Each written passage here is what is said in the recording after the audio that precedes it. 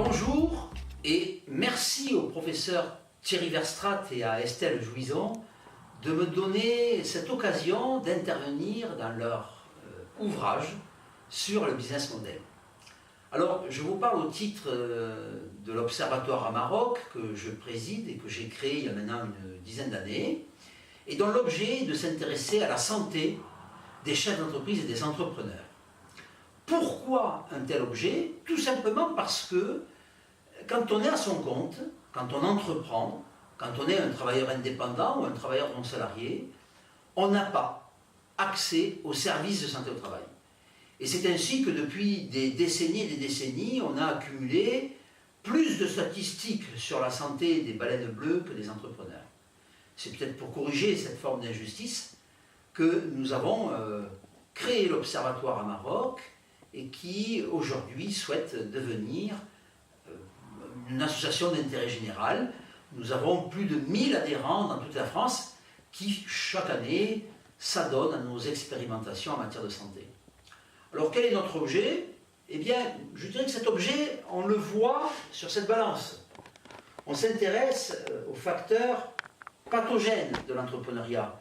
Le stress, l'incertitude, je dirais la surcharge de travail, les conflits, vie pro, vie perso. Et on montre que parfois, entreprendre, c'est mettre à rude épreuve les entrepreneurs. Mais heureusement, il y a un côté salutogène, c'est-à-dire bon pour la santé.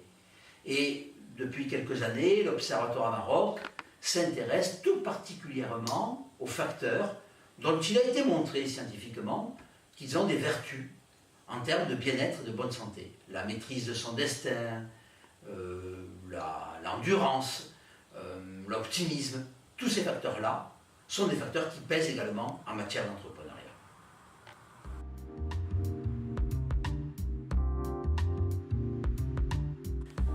Voilà à quoi ressemble la balance de l'Observatoire à Maroc. Nous avons ici toute une série de facteurs pathogènes auxquels sont confrontés les chefs d'entreprise. La solitude, qui est certainement un des mâles qui ronge le plus les entrepreneurs. Ils sont nés dans le guidon. L'incertitude du carnet de commandes, la surcharge, la pression de l'enjeu, la saturation cognitive. On a 1000 choses à penser quand on est dans une petite entreprise et une petite structure. Parfois aussi, hélas, le manque de reconnaissance et les conflits entre la vie pro et la vie perso. Mais il y a également des facteurs compensateurs qu'on appelle des facteurs salutogènes. La maîtrise du destin, l'endurance, l'optimisme, l'autonomie et surtout un des facteurs dont on a pu se rendre compte avec nos études qu'il était le plus mis de l'avant et le plus aiguisé chez les entrepreneurs, c'est la capacité d'adaptation.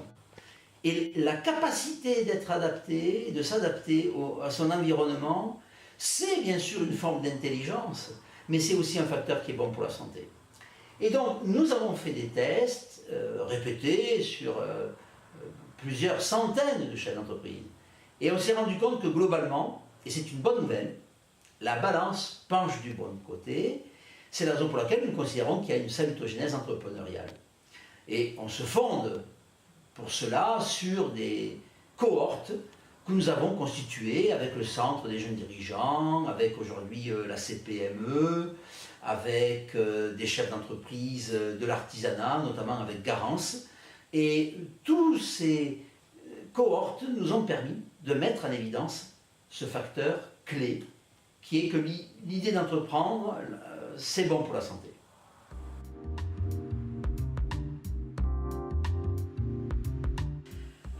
Quels sont les fondements de la théorie de la salutogénèse?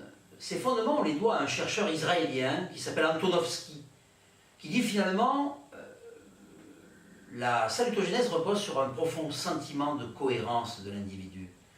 Et ce sentiment de cohérence repose sur un trépied, la compréhension du monde.